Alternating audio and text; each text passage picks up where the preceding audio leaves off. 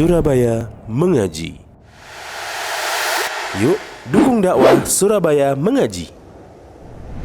Salurkan harta terbaik Anda untuk operasional dakwah.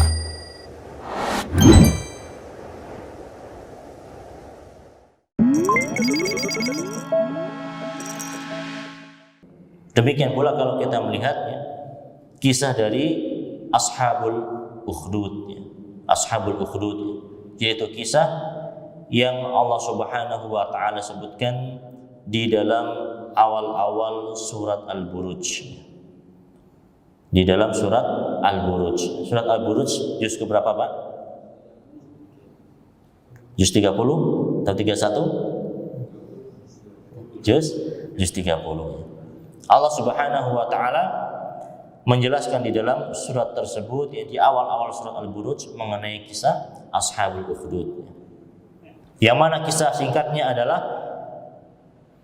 di sana ada seorang raja. Yang mana raja tadi dia memiliki penyihir.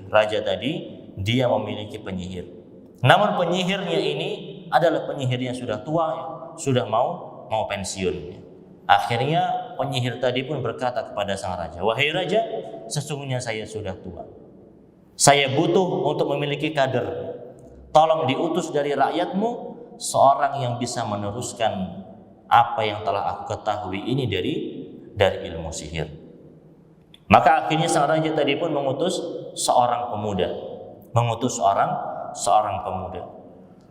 Yang mana pemuda tersebut akhirnya dia mempelajari sihir dari sang penyihir tadi. Namun di tengah perjalanan dia mempelajari sihir, akhirnya dia pun bertemu dengan seorang rahib, seorang tokoh ahli agama di antara orang-orang Nasrani. Ini sebelum kedatangan agama Islam. Maka dia pun berjumpa dengan seorang ahli agama. Dia pun di samping dia mempelajari sihir, dia juga mempelajari agama lewat ahli agama, tokoh agama tadi. Sampai akhirnya dia pun menimbang-nimbang di antara sihir yang dia pelajari dan agama yang dia pelajari, mana yang lebih baik. Akhirnya hatinya pun condong untuk mempelajari agama Allah Subhanahu wa ta'ala melalui tokoh agama tadi. Akhirnya dia pun meninggalkan untuk mempelajari sihir. Namun tatkala pemuda tadi dia semakin mempelajari agama Islam, dia pun banyak memasukkan orang-orang ini ke dalam agama Islam. Dia banyak memasukkan masyarakat di sekitarnya masuk ke dalam agama Islam lewat perantara doa-doa yang dia lakukan. Jadi banyak orang-orang yang sakit di daerah tersebut kemudian datang kepada pemuda tadi minta untuk didoakan. Dan pemuda tadi mengatakan, sesungguhnya saya tidak bisa menyembuhkan. Yang bisa menyembuhkan hanyalah Allah Subhanahu wa ta'ala. Sekiranya engkau mau untuk saya doakan, silakan masuk ke dalam agama yang saya yakini terlebih dahulu, kemudian baru bisa saya doakan. Banyak masyarakat akhirnya masuk ke dalam agama Allah Subhanahu wa ta'ala dan beriman kepada Allah Subhanahu wa ta'ala. Sampai akhirnya terdengar kabar ini, terdengar oleh sahabat dari sang raja. Sahabat raja tadi pun akhirnya ingin juga berobat ke sang pemuda tadi. Karena sahabat raja ini, dia adalah seorang yang buta. Dia ingin matanya sembuh, dia ingin kembali bisa melihat. Akhirnya dia pun mendatangi pemuda tadi. Sama mengatakan, "Wahai pemuda, sesungguhnya mata saya ini buta, saya ingin untuk disembuhkan." Pemuda tadi mengatakan, "Sesungguhnya saya tidak bisa menyembuhkan. Yang bisa menyembuhkan hanyalah Allah Subhanahu wa ta'ala.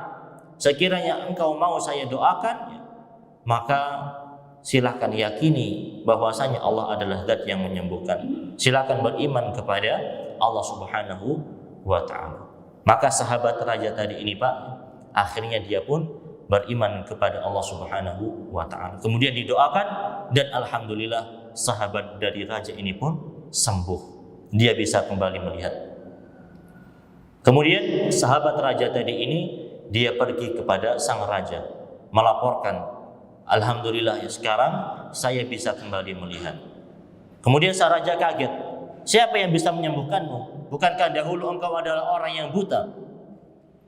Maka sahabat sang raja tadi mengatakan, sesungguhnya yang menyembuhkanku adalah Allah Subhanahu wa ta'ala. Dan Allah adalah Rabbku, Tuhanku, dan Tuhan dirimu. Akhirnya sang raja pun marah. Semenjak kapan wahai sahabatku? Semenjak kapan engkau meninggalkan agama lamamu dan memiliki keyakinan bahwasanya Allah adalah Tuhan? Maka sahabat tadi mengatakan, sesungguhnya saya bertemu dengan pemuda yang dia bisa mendoakan, mengajakku untuk masuk ke dalam agama Allah Subhanahu wa ta'ala. Akhirnya pemuda tadi pun dipanggil oleh sang raja. Wahai pemuda, sesungguhnya apa benar engkau mengatakan dan mengajarkan bahwasanya Allah adalah Rabbmu, Allah adalah Tuhanmu? Maka pemuda tadi mengatakan, iya, sesungguhnya Allah Subhanahu wa ta'ala adalah Rabbku, Allah Subhanahu wa ta'ala adalah Tuhanku. Siapa yang mengajarimu hal tersebut? Tanya sang raja. Maka pemuda tadi mengatakan, sesungguhnya yang mengajari diriku adalah pendeta, adalah rahib, tokoh agama Fulan bin Fulan. Akhirnya dipanggillah tokoh agama tadi. Dan sang raja mengatakan, apakah dirimu yang mengajarkan bahwasanya Allah adalah Tuhan, Allah adalah Rabb semesta alam?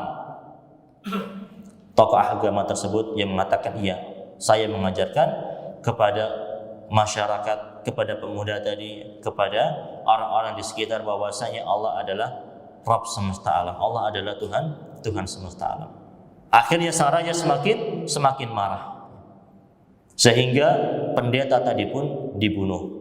Pendeta tadi pun dibunuh oleh sang raja dan meninggal.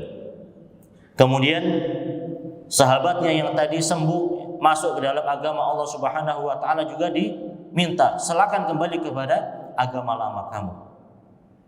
Jangan engkau memeluk agama Allah Subhanahu wa ta'ala. Namun sahabatnya tadi pun enggan dan akhirnya dibunuh sekalian sahabat tadi. Tinggal pemuda tadi seorang diri.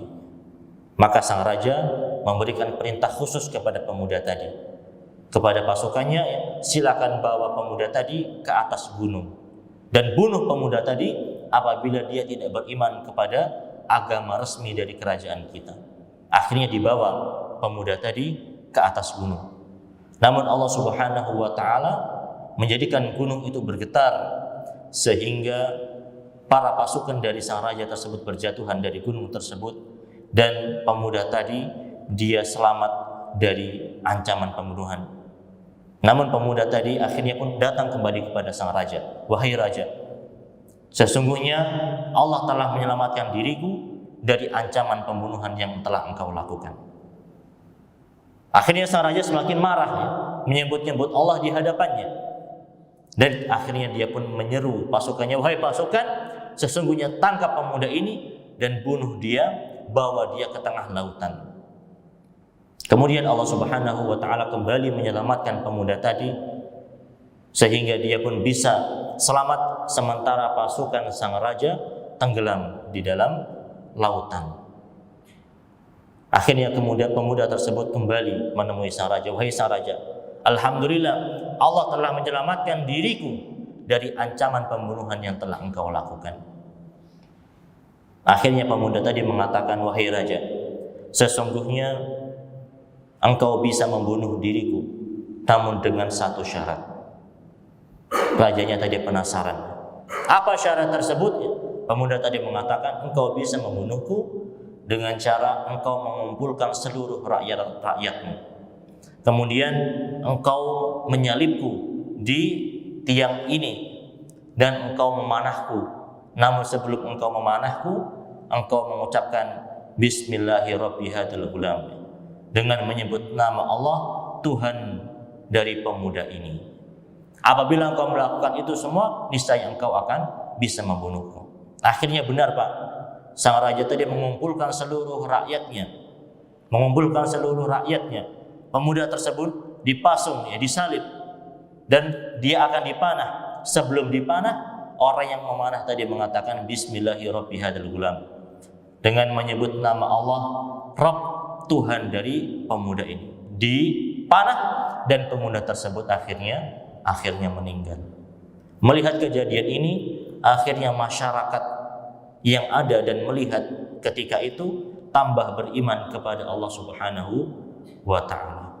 Dan sang raja pun akhirnya semakin semakin murka. Dibunuh satu orang yang beriman, tidak malah berkurang, tambah semakin banyak.